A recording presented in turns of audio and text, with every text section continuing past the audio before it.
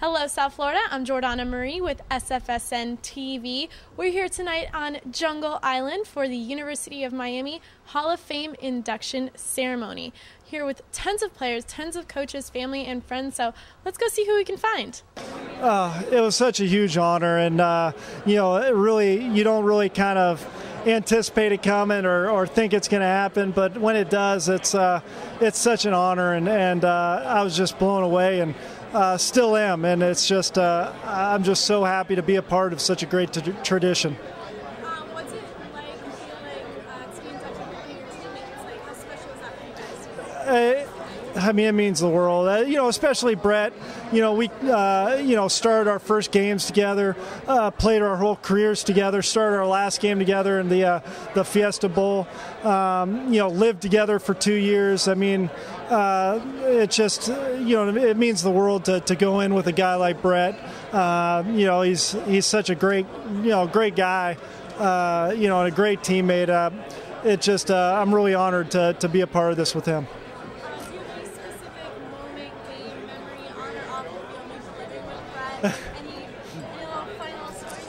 Well, I think, it was always interesting to see the interaction between our pets, since he had a gigantic Rottweiler and I had this little cat, and they would wrestle with each other and stuff like that. But, we always had a good time, and,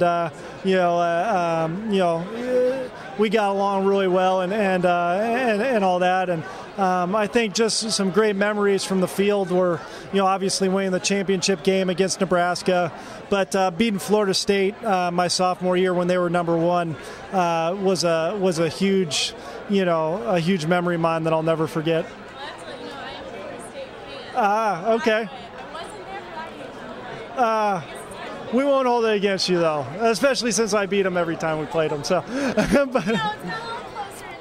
it has. But we still like to reminisce about our wins a lot more than our. Who was your favorite teammate? Right, it's really impossible to just pick one guy, just because how close these teams were, and I think that's why we were so good, because there wasn't a bunch of guys just hanging out on their own and all that stuff. I mean, we really did a lot with a big group of guys, and I think everybody got along so well, and I think that was a big part of why we had a special run. I think I really think that they're on the right path, and they're doing all the right things to be a successful, national championship contending team. And I'm just excited to see the progress. Obviously, I think the coaching staff is doing a great job. Coach Golden is, tremendous. And I've got all the faith in the world in those guys that they're going to push all the right buttons and do all the right things. Again, it really is extremely special. Not only because, going into the University of Miami Hall of Fame, but, the way I look at it is, UM's really part of Miami. And, to be a part of this city, and go on the run we went on, in the city of Miami, I'll never forget. And that's really why, I love the city of Miami. I love the University of Miami. It's all the people, that root us on, and it's just great to be back. I think it's a great honor, obviously, being, leaving in 2001 and being able to play with those guys, the Ken Dorseys, Don Solinger being, the running backs coach at the time, and, Brett Romberg being our center. I think it's just a great honor to be here, and it's a special night, whether you're the one being inducted or not, just having known those guys and having played with them, and, the blood, sweat, and tears that you do with those guys, it just makes for a great event and a great night.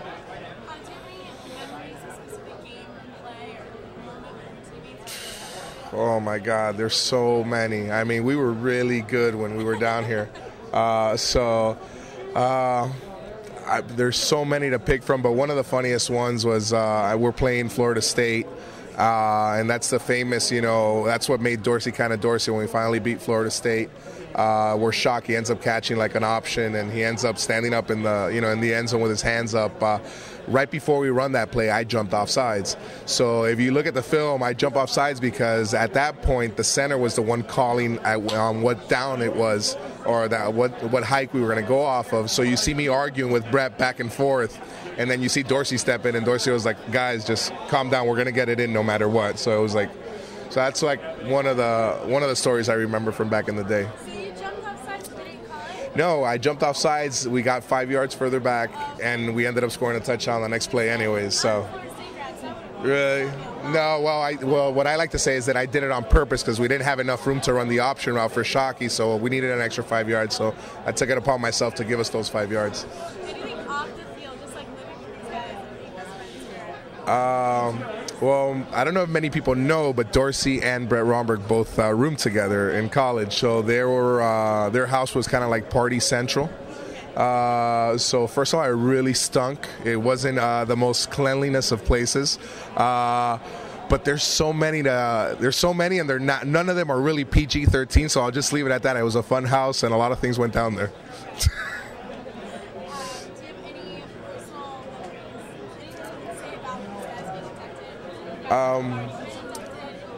I think that that class of 2001 and the guys that didn't leave that year, that stayed in 2002.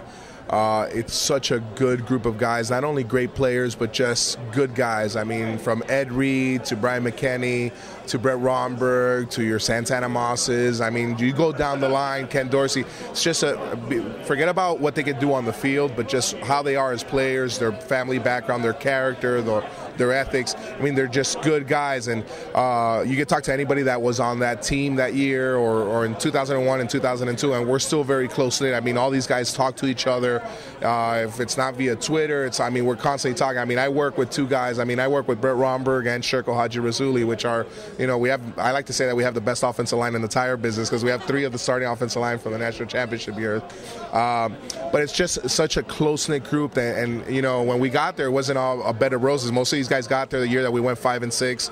We all got redshirted, and we kind of worked our way to 9-3, 9-4, 11-1, and then finally 12-0 and won the championship in the Rose Bowl. So it was just a great deal. We went through a lot, and it kind of just forged us all together. So it's a great honor to be here and be part of this, and I'm ecstatic. I'm happy for those guys.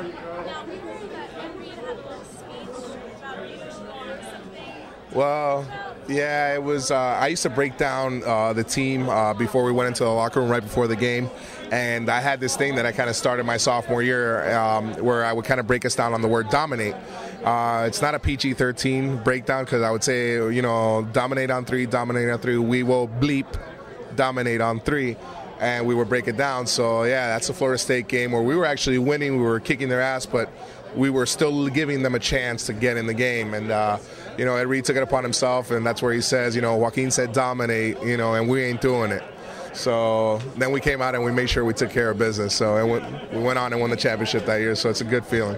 Joaquin and Casey Jones and Brett Romberg going in, who's, they're terrific players that were fun to coach, and they won a lot of games, and I was really lucky to be around all those guys, man. And to see Brett going in, and Donnie Salinger, who's one of my closest friends, and he's the godfather of my son Jake, and Kenny Dorsey is and all the inductees. It's a beautiful thing, and I'm always excited coming around here because they're good guys, and they are part of a winning tradition and doing great things. Seems like there's a lot of banter back and forth. You guys play a lot of jokes on each other, mess around with each other.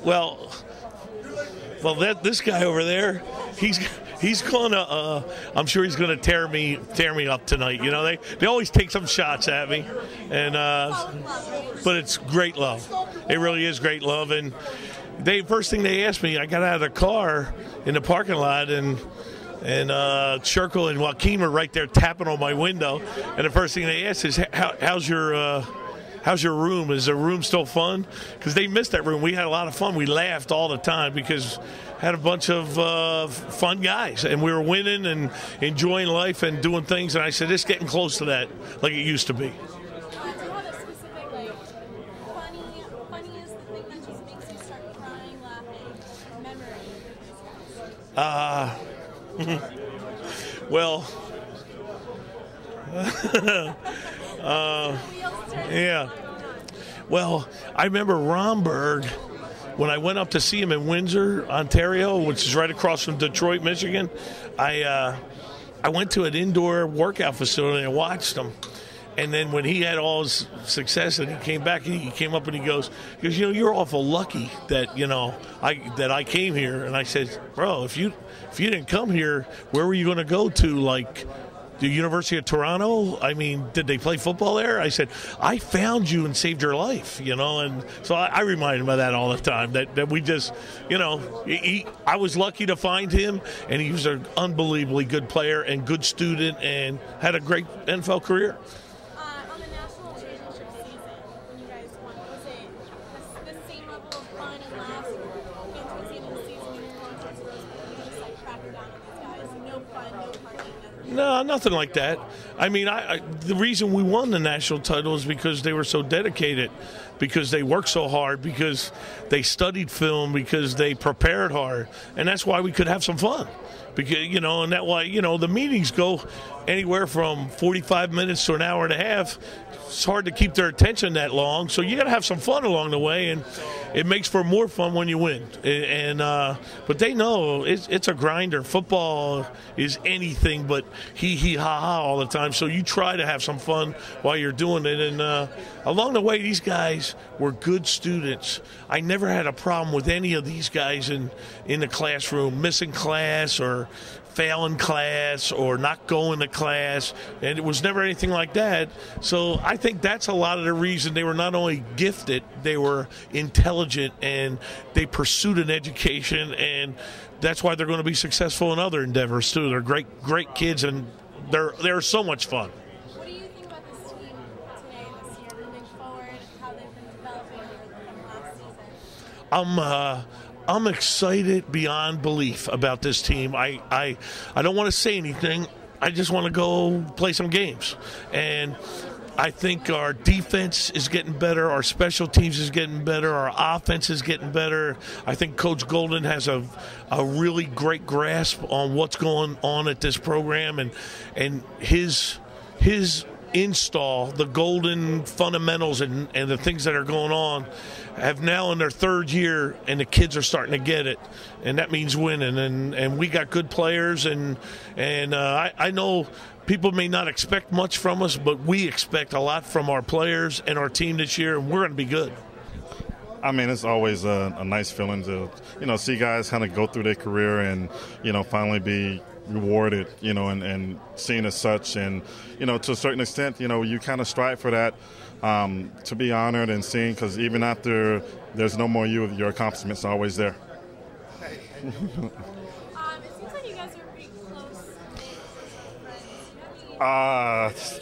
Kinda, yeah. We're actually really close. I mean, just being a part of this group, and myself, being a president of Canes for Life and kind of being the guy that kind of oversees, all of our alumni, football alumni, I can't even tell you how great of a feeling it is just to have that network of guys. And it's not just, the guys that are here locally. I mean, we can go pretty much anywhere in the U.S., anywhere in the world, and find a Cane there. And we're all supportive of each other. So I think that's just something you just can't get, everywhere.